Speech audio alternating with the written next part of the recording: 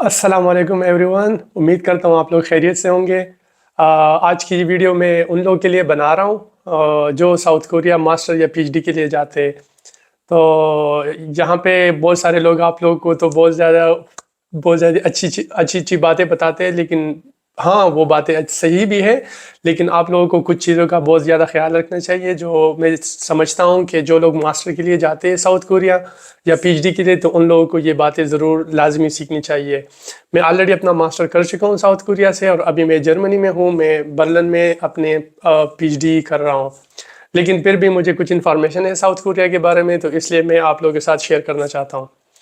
सबसे पहले ये बात कि अगर आप मास्टर के लिए जा रहे हैं या मास्टर लीडिंग पीएचडी के लिए जा रहे हैं या पीएचडी के लिए जा रहे हैं साउथ कोरिया, तो सबसे पहले आप लोगों ने ये काम करना है कि आप लोगों को प्रोफेसर के बारे में इंफॉर्मेशन लेनी है। अगर आप लोग प्रोफेसर बेस्ड स्कॉलरशिप पे जा रहे हैं, अब ये इंफॉर्मेशन क्या हो सकती है और आप लोग इसको कैसे लेते हैं। सबसे पहले ये पूछना है कि ये प्रोफेसर किस मिजाज का इंसान है।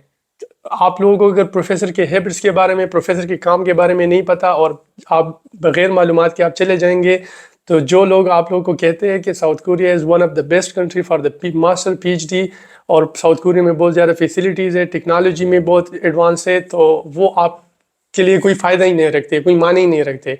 क्योंकि साउथ कोरिया में बहुत अच्छी चीज़ें हैं, लेकिन अगर आपके लिए आपका लैब, आपका प्रोफेसर जो है वो एक अच्छी जगह की बजाय, एक रिसर्च जगह की बजाय आपके लिए मुश्किल जगह बना लें, तो फिर आपके लिए कोई फ़ायदा ही नहीं है।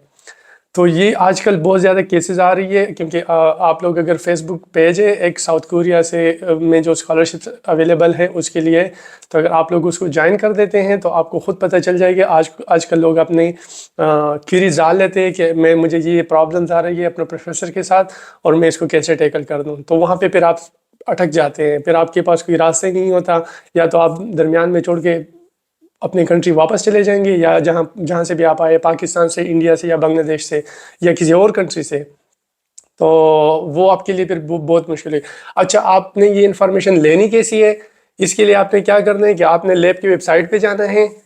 हर प्रोफेसर का, हर लैब का मोस्टली साउथ कोरिया में एक लैब वेबसाइट ज़रूर होता है। वहाँ पे पहले ये देखना है, अगर आप पाकिस्तान से, तो आपको ज़रूर कोई ना कोई पाकिस्तानी मिलेगा। अगर पाकिस्तानी नहीं है तो इंडियन मिलेगा। अगर इंडियन कोई बंदा है, वो किसी को ढूंढ रहा है, तो कोई आपको साउथ एशियन बंदा ज़रूर मिलेगा। आप उसको ईमेल कर ले पर्सनल, और उससे पूछ ले, फीडबैक ले ले कि मुझे आपको बता दे कि क्या चल रहा है वहाँ पे, क्या सीन है क्या नहीं। आप पीएचडी के लिए जा रहे हैं तो आया प्रोफेसर किस मिजाज का बंदा है, ज़्यादा सख्ती तो नहीं करता, क्योंकि कभी कभी ये भी हो सकता है कि प्रोफेसर आपको वीकेंड पे भी बुला दे और आप ऐसे समझिए कि आप 24/7 काम कर रहे हैं, क्योंकि वीकेंड पे भी आप जा रहे हो, वीकडेज पे भी आप जा रहे हो, तो आपको डबल, मतलब आपको रेस्ट करने का मौका ही नहीं मिल रहा। तो फिर जो जो लोग आपको बताते हैं कि साउथ कोरिया में ये जगह बहुत खूबसूरत है, हालांकि खूबसूरती बहुत ज़्यादा है, टेक्नोलॉजी बहुत ज़्यादा है, ट्रेन सिस्टम, बस सिस्टम, वो सब बेहतर है, लेकिन फिर आपके लिए कोई माने ही नहीं रखते। दूसरी बात जो मैं रिकमेंड करता हूँ, अगर आप साउथ कोरिया में जा रहे हैं मास्टर या पीएचडी के लिए, तो व्हाट इज़ माय रिकमेंडेशन, क्योंकि मैं सोल में ही रहा हूँ, तो what is my recommendation, I will recommend कि सोल के आसपास ही कोई जगह ढूंढे, कोई यूनिवर्सिटी हो, कोई प्रोफेसर हो, वही ढूंढ ले, क्योंकि वहाँ पे आपकी ग्रूमिंग बहुत अच्छी होती है एज़ कम्पेयर टू जो साइड पे, साउथ कोरिया के साइड पे जो यूनिवर्सिटीज़ है जहाँ पे आप को स्कॉलरशिप मिलती है। अच्छा, फ़ायदा और नुकसान तो बहुत ज़्यादा है, लेकिन सोल के साइड पे अगर आपको मिलते हैं तो उसमें कुछ नुकसान आते हैं और कुछ फ़ायदे हैं कि आपकी ग्रूमिंग बहुत अच्छी होती है। लेकिन साइडों पे जो लोग रहते हैं उसके फ़ायदे ये होते हैं कि वो उसको स्टाइपेंड जो है ना अच्छा मिल रहा होता है, और वहाँ पे खर्चे थोड़े से कम होते हैं, क्योंकि रूम एक्सपेंस ये वगैरह। तो और तीसरी बात क्या पूछनी है, तीसरी बात आप लोगों ने ये पूछनी है कि प्रोफेसर आपको स्टाइपेंड कितना देगा। स्टाइपेंड के बारे में लाजिमी पूछना है, क्योंकि ये बहुत ही लाजिमी चीज़ है, इसी के बेस पे ही आप सर्वाइव करते हैं। अगर स्टाइपेंड आपको नहीं मिल रहा होता तो आपके जहन पे बहुत ज़्यादा टेंशन आ सकता है कि भाई आप के लिए खाने के लिए पैसे नहीं है, आपके पास रहने के लिए पैसे नहीं है, आपके पास हेल्थ इंश्योरेंस के लिए पैसे हैं नहीं है, तो फिर आपके लिए बहुत मुश्किल हो जाएगा, क्योंकि ये चीज़ें बहुत ज़्यादा मेजर है जो आपसे सारी सैलरी स्टाइपेंड जो है खींच लेती है। आपकी मतलब खाने का खर्चा, आपका रूम का स्टाइपेंड, जो रेंट है, सॉरी, एंड आपका जो हेल्थ इंश्योरेंस है, तो ये आपने बहुत ध्यान से देखना है। اور اس اسٹائپنڈ کو دیکھ کے ہی آپ نے ڈیسائیڈ کرنا ہے کہ آپ نے، اگر آپ سول جا رہے ہیں اور آپ کو میرے خیال میں آج کل کیونکہ ان میں جب میں نکل رہا تھا تقریباً اپریل میں ساؤتھ کوریا سے، اور جو بندہ سول میں رہ رہا ہو، اور یوزولی ماسٹر والے لوگوں کو 800 تک ملتے ہیں پر منتھ، 800,000 وان، اگر ڈالرز میں کرے تو $800 کے لگ بھگ. اس میں سے اگر آپ ٹیکس کاٹ لیں، پھر ہیلتھ انشورنس کاٹ لیں، پھر آپ روم رینٹ نکال دیں، کیونکہ سول بہت زیادہ ایکسپینسو ہے، تو آپ کے لیے 800 میں بہت ہی مشکل سے گزارا ہوگا میرے خیال میں آج کل، کیونکہ آج کل چیزیں کافی زیادہ مہنگی ہو گئی ہے. مثال کے طور پر میں آٹا یوز کرتا تھا روٹی پکانے کے لیے، تو جب میں ساؤتھ کوریا گیا 2021 میں مارچ میں، تو آٹے کی قیمت تھی 10,000 وان کورین وان. اور جب میں وہاں سے نکل رہا تھا 2023 میں اپریل میں، تو آٹے کی قیمت پہنچ گئی تھی 25,000 وان کو.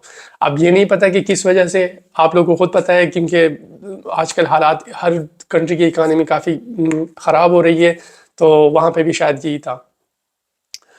اور کچھ ریکمنڈیشن، سب سے امپورٹنٹ ریکمنڈیشن یہ میری طرف سے ہے کہ جب آپ کوریا جا رہے تو آپ کچھ نہ کچھ کورین ضرور سیکھ لیں، ایٹ لیسٹ ریڈنگ کے لیول تک. اور ایٹ لیسٹ اگر آپ اس کو دیکھ رہے ہو تو آپ ریڈ کر رہے ہو، اور آپ اس کو جو ہے نا ایٹ لیسٹ اگر آپ کو ٹائپ کرنا ہو اپنے موبائل میں تو آپ لوگ ٹائپ کر سکتے ہو.